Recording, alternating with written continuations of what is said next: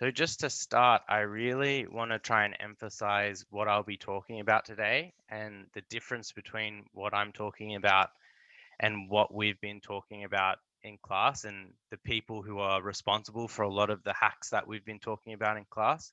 I'll try my best to relate everything I talk about back to things that we talk about in WCOM 1300 or Comp 1300. But what I want to start with is we've learned a lot of things about phishing attacks and farming attacks and Trojan horses and all of these different types of viruses and vulnerabilities that exist. But at the end of the day, a lot of those attacks are being performed by people who are just using tools that have already been made that automatically do everything for them. A lot of the people who are responsible for these attacks actually aren't, in quotation mark, hackers. They're not the people responsible for writing the code or finding the vulnerabilities or finding the exploits and writing software to exploit them. They're just people who use tools that come from operating systems such as this Kali Linux operating system, and the tools often just automatically do everything for you. Yeah, and as Bo said, the lingo or the slang name for those kinds of people are script kiddies, because basically they're just going on a website, they're saying, oh yeah, I want to use this program because I know that it hacks a database. They read a little bit about it, they Google a command, they enter the command in, and it just does it for them. There's even tools specific for social engineering. So there are all of these different tools that exist that create websites that look like Facebook or that look like bank websites automatically. The person doesn't have to do anything except click the button that says, I want to make a fake Facebook. This is a good example of one, Beef XSS. This is a cross-site scripting vulnerability kind of attack that if you can get this into a website, it can overrun that website and rewrite it to look like Facebook, or it could even perform some more serious attacks depending on how vulnerable the browser is. So most people you see and may interact with over these fake phishing emails you see just use these automatic tools. Only a small portion of people actually find the vulnerabilities and write the code to exploit the vulnerabilities. And in my opinion, those people are the real hackers. They're the hackers that are able to do really clever things and make computers do things that they wouldn't otherwise do. They're that's the part that I find cool and interesting.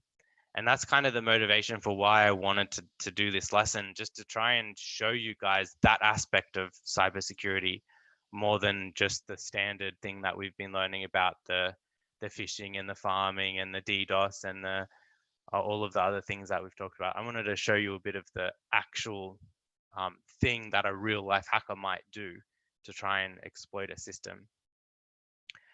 Now, just so you know, the people, when they do find these vulnerabilities, they all get logged into these databases. This one particular is called ExploitDB. It's a website that just lists out all of the vulnerabilities that have been found and approved by whoever is running this website. And you can see there are some pretty serious ones. You can even see, look at this one, SQL injection. This is something we talked about in class. This is a vulnerability that has existed since the beginning of time, pretty much. And it's so easy to prevent. I'll show you an example of one today, but you can see they're still occurring. There's still websites and services that are vulnerable to this kind of attack. Another one that's crippling is, this one's a bit sad, online marriage registration system, remote code execution. I feel bad for anybody who may be using that system.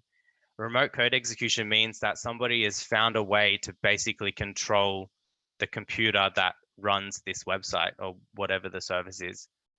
This is the most crippling of all attacks because this gives the hacker access to the entire system.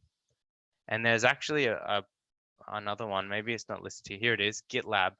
GitLab is like the rival of GitHub. And you can see they've got a remote code execution vulnerability as well. Like I said, that's the most crippling vulnerability. So I'm just showing you this because I want to emphasize these are the people who are actually doing the hacking. They're finding these really intricate vulnerabilities in systems, then they're writing up code to exploit them. So you can see when I click that link, it sent me to a page with all of this code. And this code is what would allow me to exploit that GitLab website. It's really long, but you can see it's not too long. It's probably a few hundred lines of code. It's not that complicated at the end of the day. It's not like it doesn't take as much effort to write up the code that exploits the system compared to the amount of effort it is to find what it takes to actually exploit it.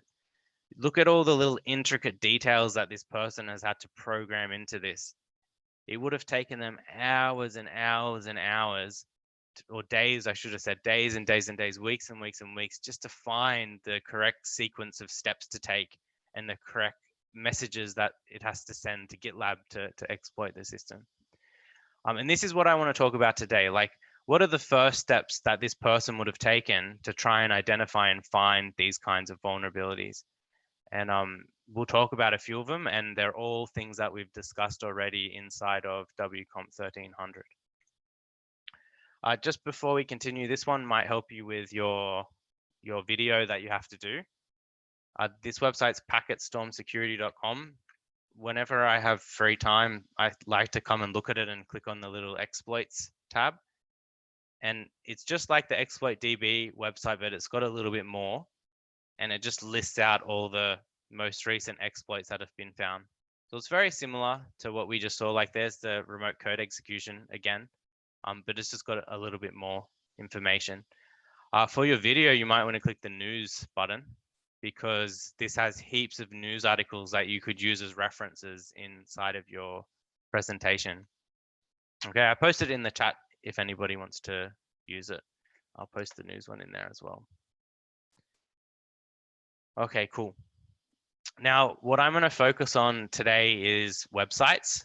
Websites for me are the coolest of all software, and they were the things that I very first always wanted to know how to mess around with since I was young. So I'm going to start with that. And before I start, I want to try and give you a rough idea of how it actually works at a really high level, not in detail at all, but I just want to give you an idea of what the steps are when I, for example, load up a web page. So what exactly is happening when I hit that refresh button? And when we understand that, we can start to think about ways to manipulate the process, or where exactly in that process we need to exploit, or we need to figure out a way to manipulate. So to start, I'll show you this picture. Now they're not the best pictures. I just got them off Google and kind of changed them a little bit. But I'll just run through quickly the process of how our web page loads. And then we'll talk a little bit about HTTP and HTTPS. And then I'll start on proper hacking stuff. So just to explain this, if I'm in Google Chrome and I load a web page, what I'm actually doing is I'm sending a message to a computer somewhere in the world. There's another computer somewhere in the world that I'm sending a message to saying, hey, can you please send me your website? I want to see your website. Send me all the information about it so that I can view it in my browser. Now, what these computers are is they're actually called servers. They're still computers, but they don't really have like a graphical interface. They don't have like a screen that we can look at. It's more so just a computer that executes particular programs and does tasks for us, like load web pages. So Google Chrome will send a message to this particular web server. It'll be associated to a website. So I'm going to use HackMe as my example website today. And it'll send a message and say, hey, can you please load the homepage? And typically the homepage is called index.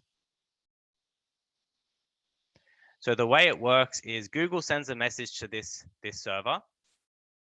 This box here designates my server. Everything inside this box is what's happening in this web server. And what the web server does is it says, okay, you want to load a website. What file did you want to load? Oh, you want to learn the index.php file? Okay, I'll load it. And then what the computer does, what this server does, is it looks inside of this file and it says, hey, is there any special code that I need to execute in this file? Do I need to look up a user, or do I need to find the location of an image, or do I have to perform any kind of calculation before I send this website back to the person who's requesting it? So what happens is the web server finds the file, it looks inside of it, checks if there's any code. If there is code, it executes it. And another important thing about this code is that this code could also interact with a database. It could be like, okay, they've tried to load the user page of Daniel's Facebook.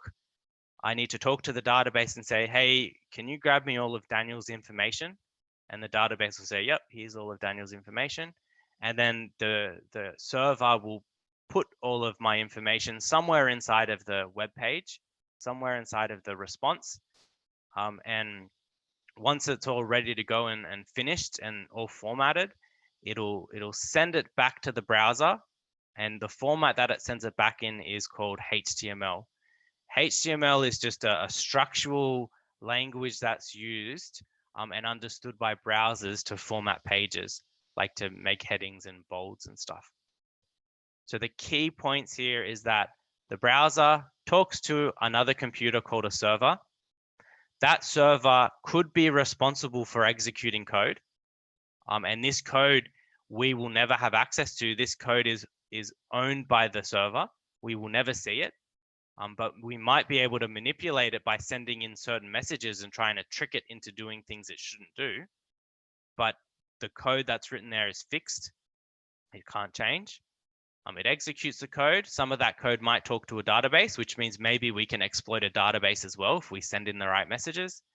And eventually, once the server's finished processing everything, it sends back a web page that may be customized for my profile. It might say Daniel's profile, for example. Now, very quickly, does anyone have any questions about this process?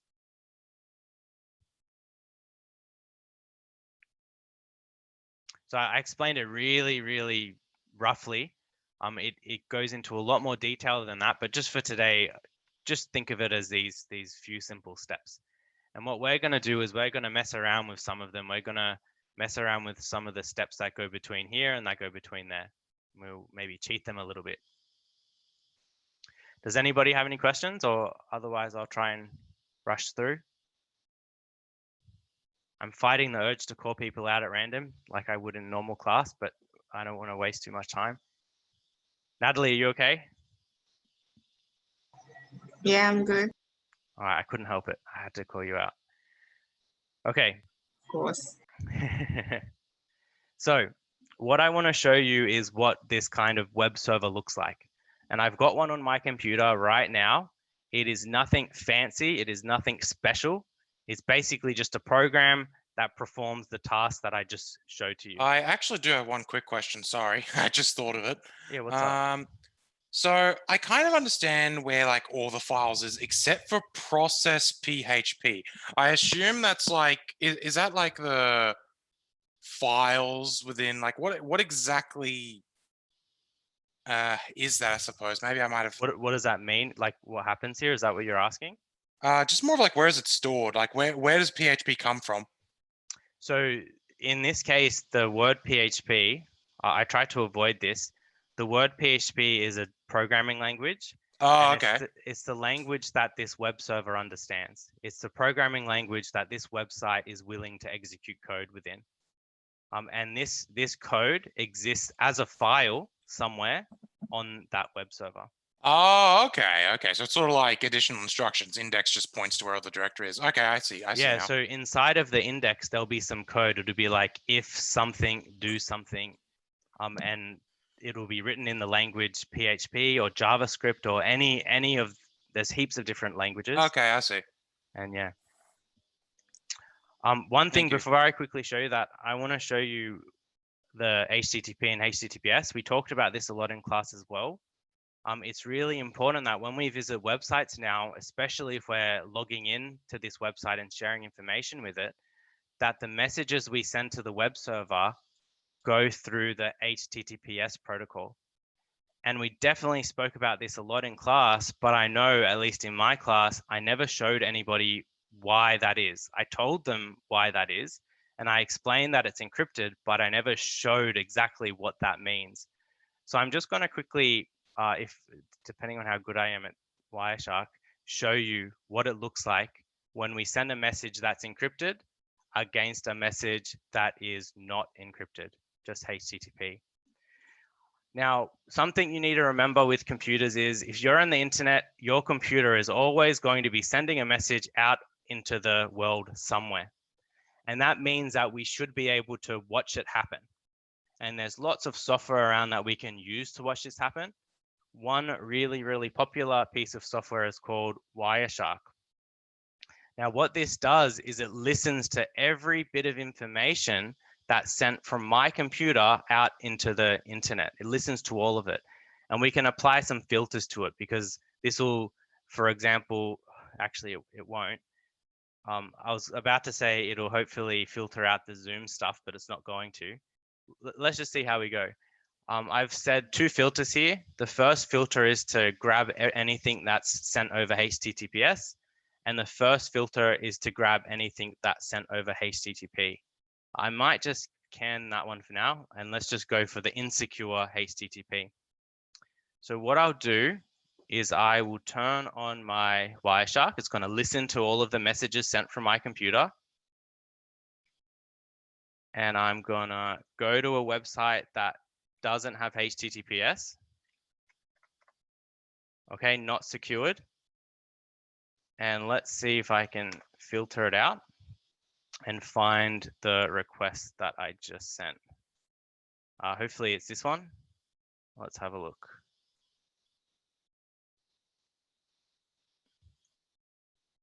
Did I find the right one? Yep. So you can see this is the message that my computer just sent out to the internet. And what I'm trying to emphasize here is that I can read this message. I can see every bit of information that was sent in this message. It is not encrypted. I can read it out. If I had something here that said like login cookie, I can't type on it, but it could have a special login cookie here that's unique to me that allows me to log into this website written in plain text. So if anybody was intercepting the information my computer was sending out, they could literally just take over my profile just by copy pasting the cookie in. I'll show you an example of that very soon. Okay, so this was over HTTP, not encrypted. I can read anything out. If I was to log into a website and have entered in my password and my username, I would be able to flat out read the password in this message. It would be written here in plain text. Okay, that's what's so terrible about this normal HTTP protocol. It is not encrypted. Now let me try this again. I don't have very good faith in this because of Zoom. It's going to flood all of the messages here. But let's try again. And I'm going to do the same thing, except I'm going to go to a HTTPS website.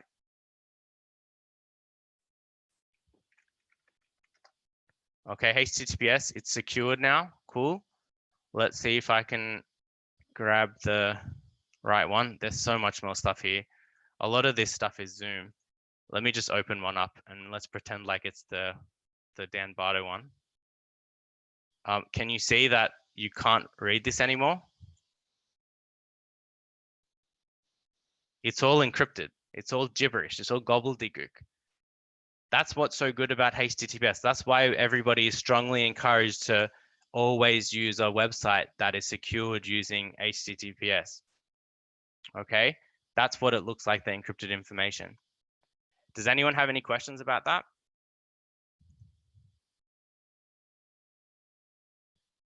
All right, cool. Sorry, I just wanted to emphasize that because I said it so many times in class, but I felt a bit guilty for not actually showing anybody what it actually means. So the key thing here is that you can't actually read any of the information that's sent. It's all encrypted. The only person that can read the information is me in the browser and the server on the other end. When we intercept the information, it will all be encrypted and impossible to understand. Is it possible? Like, I suppose if you have a VPN, that would encrypt all your communication technically, would it? Or at least to an extent. I I know that it's supposed to like secure it, like hide it or bounce it between multiple different. Like I know a VPN can do that, but like my wonder is, does it also like encrypt all traffic? And if so, how would a HTTP website decrypt it? I see what you're saying. Yeah, sorry, I'm not really the best at wording these questions. I might I'll try and quickly answer it. To be honest, I don't know 100% the answer, Hmm. but if we have a VPN, that's your computer talking with another computer and asking that computer to visit websites for you and Oh yeah. send back the information. It could be that when you connect to your VPN, you are connecting through a secure connection. And in that case, then yes, even if it's HTTP, it will be encrypted because of the connection that you've made with your VPN. Yeah, although by However, the looks of it, however, when your VPN interacts with the external server, Hmm. it will be interacting over HTTP hmm. and sending your password that way through HTTP. So In other words, you're going to rely on that VPN server to actually have good security. Well, no, there's no way to beat this other than using HTTPS. Oh So yeah. if the VPN's visiting an insecure website and is sending that insecure website your password, then anybody listening in will see your password. Hmm. And just so you know, I think that's right, but I just made that up on the spot. I haven't really ever thought about that before. I think that, how do I put this? It makes sense, essentially, like putting all those factors together. HTTPS is basically superior to everything else, but yeah, when it bounces that server, well, you got to trust that server actually has good security. If it doesn't have good security, then it might be vulnerable. Yep. Okay, let me, sorry if I keep rushing a bit. I'm just looking at the time and I want to make sure I cover at least the main vulnerabilities we've talked about in class. So what I am going to show you is my web server. I'll go back to this picture very quickly. I am going to show you this. Okay. It's not, like I said before, it's nothing fancy. Actually, what it is, it's a program that is opened up in this folder. So it's a program that's just looking in this folder right now. And you can see there's lots of files in here.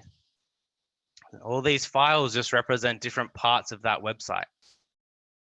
Now, I'm not going to go through the code in this website. I can give you the link to the code for the website later on at the end of the class if anybody is interested and wants to mess around. But for now, let's just see that this is the website. And all the website is just a bunch of files. Nothing cool, nothing fancy. It's just a bunch of files. And it's a program that's actually just listening into that folder and serving or returning particular files depending on what's requested through the browser. So this is my server. I've written this command. I said, go into the PHP program and execute this command. And all that this is done is start up this thing called a PHP development server. It's just a really basic web server. And now I pretty much have a web server. It does everything that I described. It looks into the files and it sends them back. It executes PHP. It does everything a normal website would do. Okay. Now, as well as this, the website is linked to a database, and I've used a MySQL database. And you can see my database just has two tables. It has a table of users. There's all the users.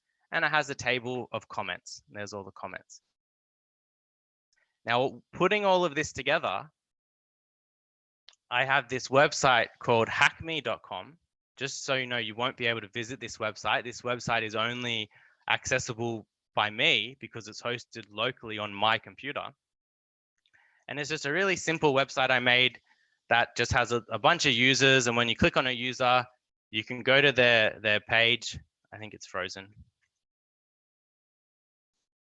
You can go to their web page and it'll load up a bunch of comments. So if I go to my wife's page, it says, hello, how are you doing? It's just a really simple website. And this is where I'm going to show you all of the exploits that we've been talking about in class. Okay. Now, some important things to know is that when I load this page, I go through that process that I explained to you before. The web server looks for the index.php, which corresponds to this file here. And if we have a look into that file, there's just a bunch of code.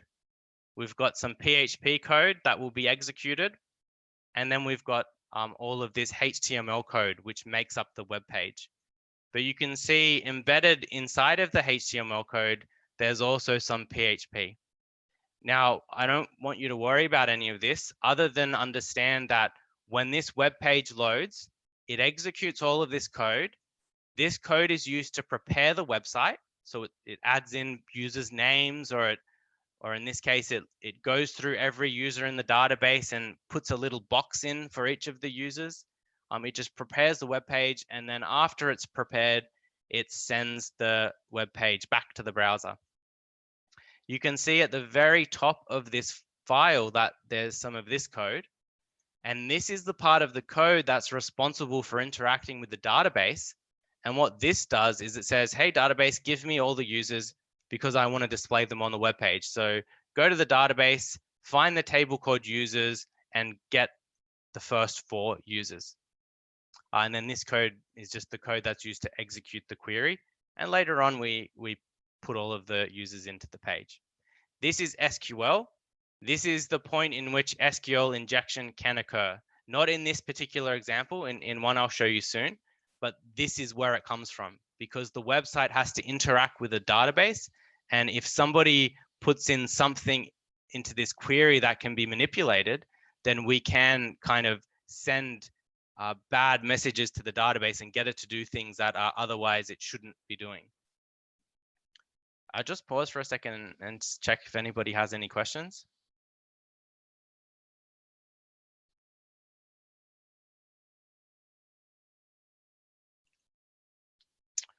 All right, cool.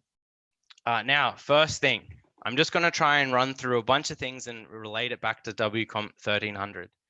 So one of the things we talked about was making sure that when we do develop software or when we do work in a business, that we follow a strict set of rules, and the rules should abide by certain cybersecurity principles. Now, this server that I've set up, to be honest, I had to set it up this way deliberately to show you. It didn't automatically do this, but this server is not set up in a very good way because I can do something like this. I have to remember what I'm doing. You may have noticed, you may have seen this on the internet before. This is an ugly version of what you may be used to because I made it. It's not a default one. But what I'm trying to get at is I wrote a folder that exists on the server, and what the server gave back to me is a list of all the files inside the directory. This is really bad. This is really bad because it gives me the opportunity to save these files and look at the code. This is a huge vulnerability because if somebody can read the code on a website, then they can figure out what vulnerabilities it might have and exploit it. Now, in particular, on my rubbish website, there's a file here that's called db.php. This is like the Achilles heel of the website, because if I manage to download this website, then I will download the password to the database.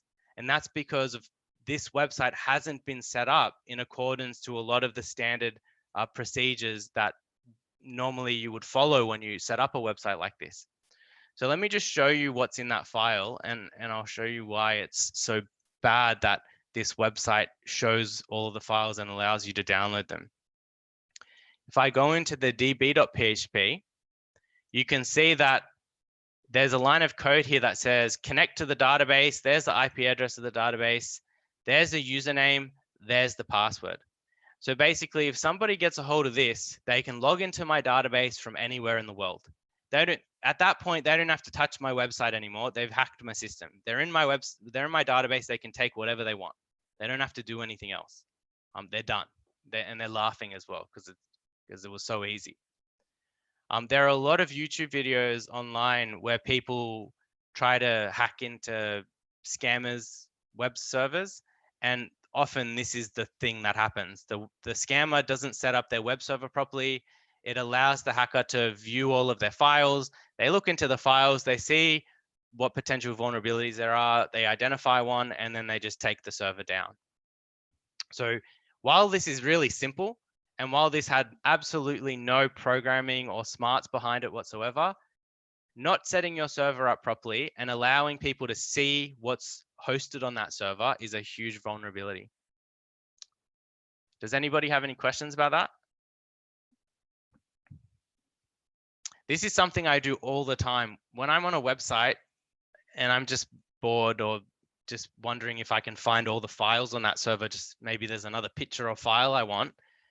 If it said like image.png, usually I'll go, all right, I wonder if I can see all of them. Oh, look, I can. And then I'll just have a look through and pick out what I want. Because there are still heaps of websites that aren't set up properly and allow you to browse through all of their folders. All right, cool. Is everybody happy with that? Any questions? That's the end of the maybe more boring things, and I'll start on some of the more cool things now. So what we have here is a website, and what it lets us do is write messages.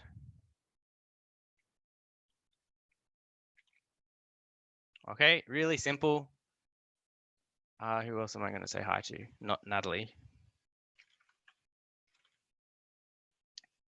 Cool, nothing fancy, nothing special. What's happening here though is every time I press this submit button, just like everything on the internet, it sends a message to the web server. And what the web server does is it talks to the database and it says, hey, database, can you put in this extra comment? And the database goes, all right, I'll put it in. And then it puts it in. Every time I put something in here, if we go to our database and have a look at the comments table, you'll see that it's just growing and growing and growing. They're all the comments that I just put in. Now, if the person who made this website was lazy, which as we saw on these websites, it's still happening, then what I can do is I can trick this server into doing two things. I can trick it into adding in a message and then into deleting every single message from the whole table, or deleting every single user from the database, or collecting all of the passwords of all of the users in the database. I can basically get it to do whatever I want. Now, the way that I do that is I understand a little bit about how this process works. I know that there's some SQL code written in here, and I think about a way that I can kind of trick it into stopping part of it and then continuing on to another part of it. So if I go over to the file that's responsible for this, this is the file that's responsible for saving the comments. Nobody needs to understand any of this. It's just showing you just so you can see it. What's bad about this file is this part. And the reason why that's bad is because, no, that's not the bad part. This part, that's the bad part. I take it back. I'm sorry, I made a mistake. That's the bad part. The reason why that's the bad part is because that's coming directly from the website. This message, whatever it is, whether it's hey, Zappala or whatever it was, that message is being directly sent into the database. And because of that, I can manipulate the message to try and actually control the information that will be sent to the database. So what I could do is I could say, okay, adjust this comment so that it cancels out or closes off that quotation mark and closes off the round bracket, and then I can execute whatever command I want in there. It's really a bit technical, but once you kind of know a little bit about SQL, it's actually not that complicated. And what will happen if I do that is I'll be able to execute any command I want in the database. Now I'll show you this. I've prepared this already. So we'll go into our comments. Here's my bad code. So it's kind of like what I showed you. I put a little quotation mark there. That little quotation mark closes off the other quotation mark. The bracket closes off the other bracket. The semicolon closes off that command and tells the database to move to the next command. And I've written this terrible command next. I wrote truncate comments, which means delete everything in the comments table. So what this will do when I press submit, I could make it write a message. Oh, no, I can't because it'd get deleted right after. So what it'll do is it'll execute the first command and then execute this second command, which will delete everything in that database. So when I go to press submit, all of my comments will be gone.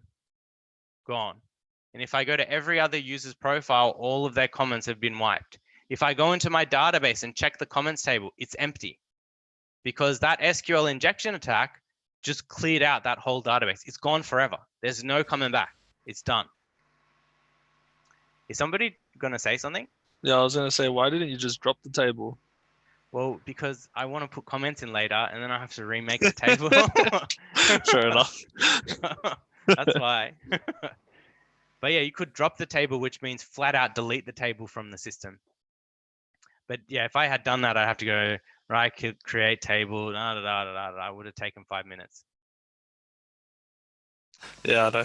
Good demonstration anyways. Thank you. Does anybody have any questions so far?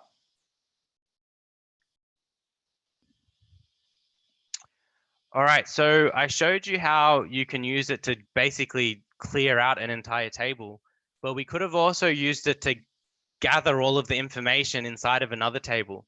So for example, I could have got it to dump all of this information for me. And there are two really important pieces of information in this table. There's the password and there's the login token. Now we'll talk about the login token in a second. I'll talk about the password now. And this comes into play for another one of those policies and procedures to follow to make sure that your system is secure. And that is making sure that your passwords are stored in your database securely, making sure that the way that you hash your passwords, which means manipulate your passwords so they're not human readable, make sure that process is not reversible, to make sure that nobody will be able to take this chunk of text and be able to figure out what the password is.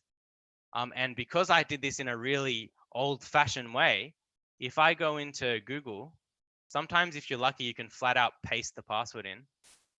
Maybe it didn't work. Oh yeah, it totally worked. I paste the password into Google and it tells me that the password is password 100. Okay, so I did this in an old-fashioned way that is now vulnerable. So if I continue doing it this way and somebody gained access to my database, then they also gain the passwords of every single one of my users.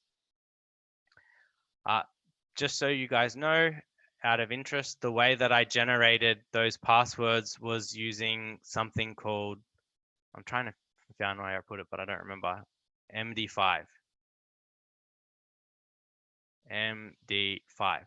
This is an old hashing method. And what people did is they basically hashed thousands, or probably not thousands, billions of passwords. They hash them all and they store them all inside of a database so that anybody at any time can look up the hash and it'll look up what the corresponding password is. So that's kind of why that's vulnerable, because you can always figure out what the password is. There's lots of new ways to do it, and when I make a website now, of course, I would not use MD5 at all. Nobody should. And you'll see probably popping up on these websites those kinds of vulnerabilities as well, like a bunch of MD5 passwords or MD5 used to generate login tokens or something like that. Cool. Does anyone have any questions yet, or keep going?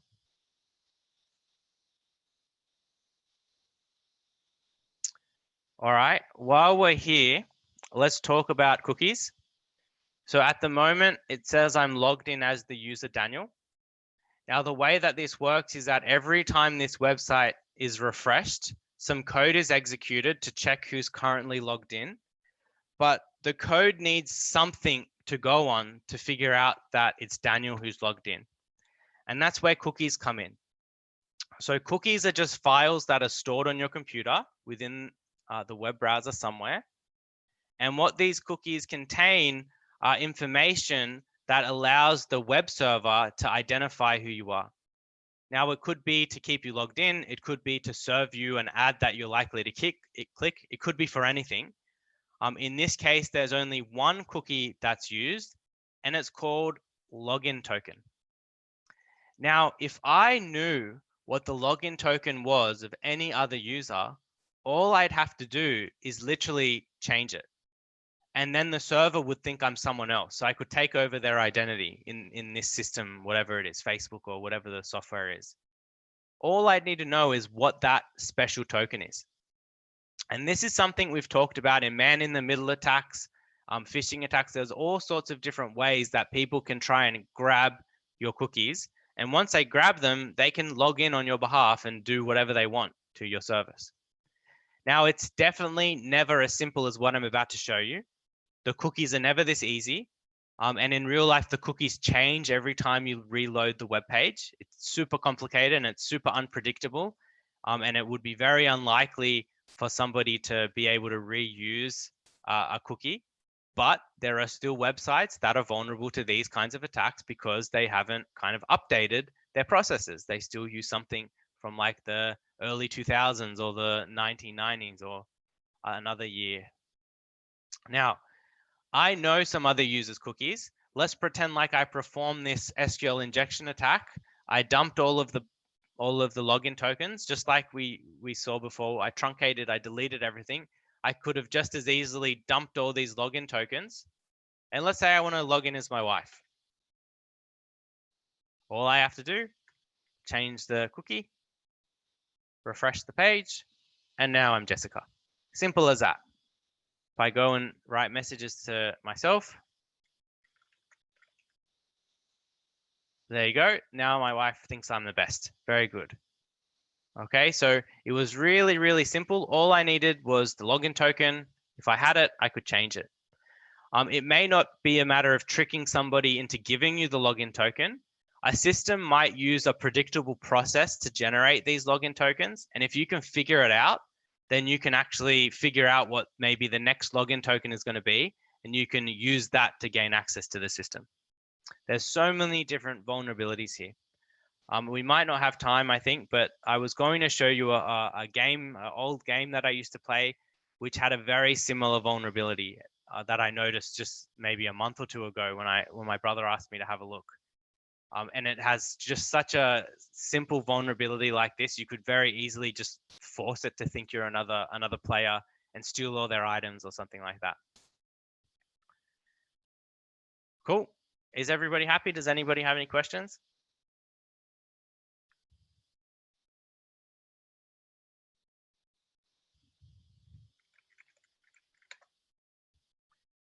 All right. So there's that one. I think there's only one main one that I really want to cover, and that's one that's called XSS or cross-site scripting. This is also a really bad one. It may not be as severe as SQL injection or as the remote code execution, but it is very bad. And very, very many websites are vulnerable to this kind of attack. I'll quickly show you how to do that one. It's also really simple.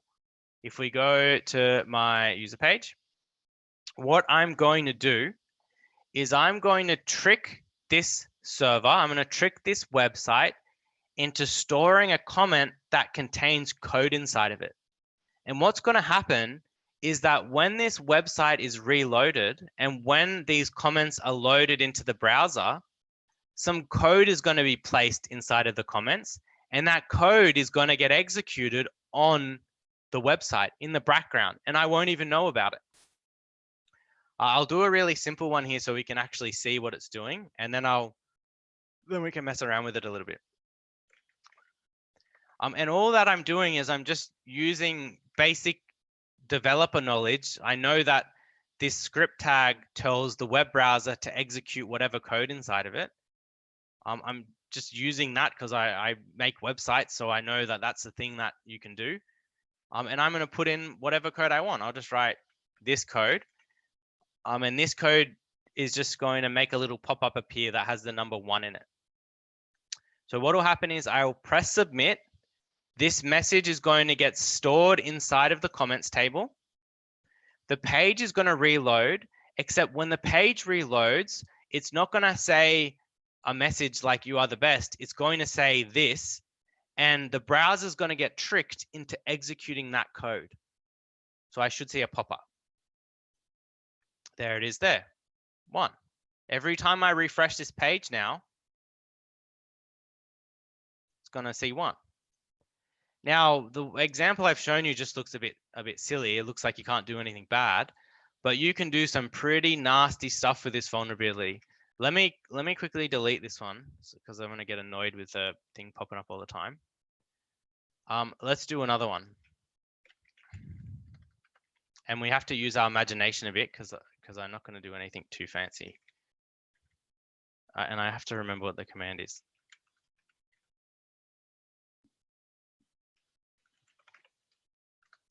Okay, I remember. I never used that one. I don't remember if it was a function. Okay.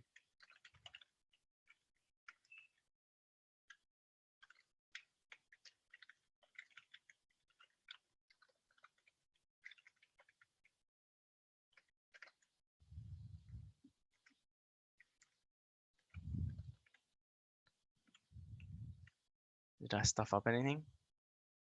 Okay, so I'm doing something a little bit nastier now. If I press submit, oh, that didn't work.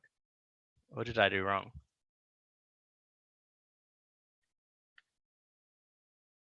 I wanted it to say, please log into your bank account, but I think I forgot something. Oh no, what did I forget? Script document dot write. Okay, that's what I get for trying to do it on the fly. But let me just show you what I thought would happen. Thought it would look like this. And basically what I was trying to show is that we can use these kinds of attacks to basically make any website look like another website. So if somebody tried to log into Facebook, for example, this kind of attack could make Facebook look like St. George Bank, for example, and trick you into logging into St. George Bank. Or if it was, I was going to say something, but I'm not going to say it.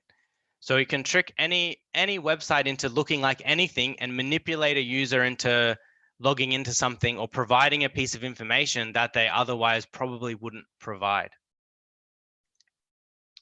Does that make sense? Are you guys happy with that? So that's an XSS, that's a cross-site scripting attack. It's tricking a website into executing some code that you are writing, that you are going to use to manipulate the page. What's cool about it as well is that the code that I could write, instead of just making it say that or making a little pop-up appear, what I could get that code to do is I could get it to load code from another website, and that code could include some pretty nasty stuff in it.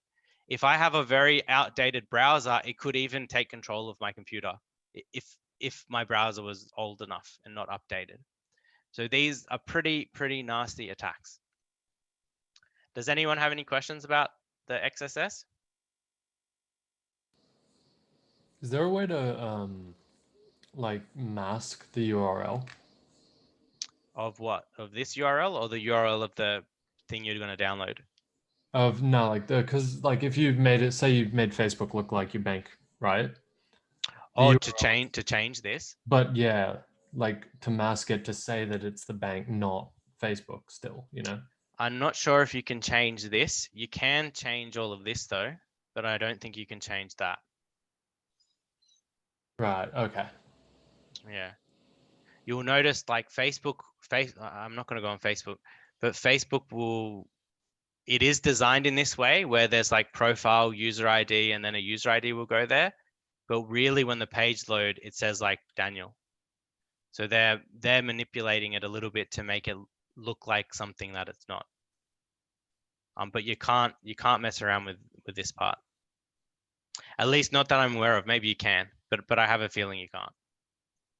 If you were to change it to something like, for example, a bank account, you just kind of hope that they wouldn't look. Yeah, what you would do is you would just make this really long and nasty, and people probably wouldn't look. Yeah. Like if you go on a website and it's got heaps of stuff, usually you just think, oh, it's something important. I'll just not look at it. Do you know what I mean? Yeah, and I guess, well, most people probably wouldn't look in the first place. Yeah, that's right. Because it'll still say secure as well if you were on proper Facebook. Yeah. Any other questions, guys? Now there was 2 points where I could perform these kinds of attacks. There was here. I could do it here. And another place where I could have done it is up in the URL. Because this is sending information to the web server and saying, hey, I want you to load the profile of the person whose user ID is 1. And what happens on the server is it executes this code, select all from users where the ID equals to $user. And this $user, this represents the number that's written up here. If I mess around with this, if I write some nasty code, I could perform another SQL injection, or I could perform another XSS attack. So if I did this one, for example, I'm just going to copy paste it. What this is going to do is it's going to do the same thing as what I did down here when I put in some nasty code that got executed. It's going to do exactly the same thing. It's going to execute this nasty code on the website. And that's because the website is designed poorly. It's designed to include this particular user ID somewhere on the page, but don't worry too much about that. This is also a point in which people can exploit you. So if you press enter here, you can see that the alert comes up. So if you ever end up visiting a website that looks like it has code written up in the URL, then it's likely that that code is trying to be forced onto your system and executed within your browser. Yeah, so that's another type of XSS. We're kind of running out of time. Do any of you have any questions?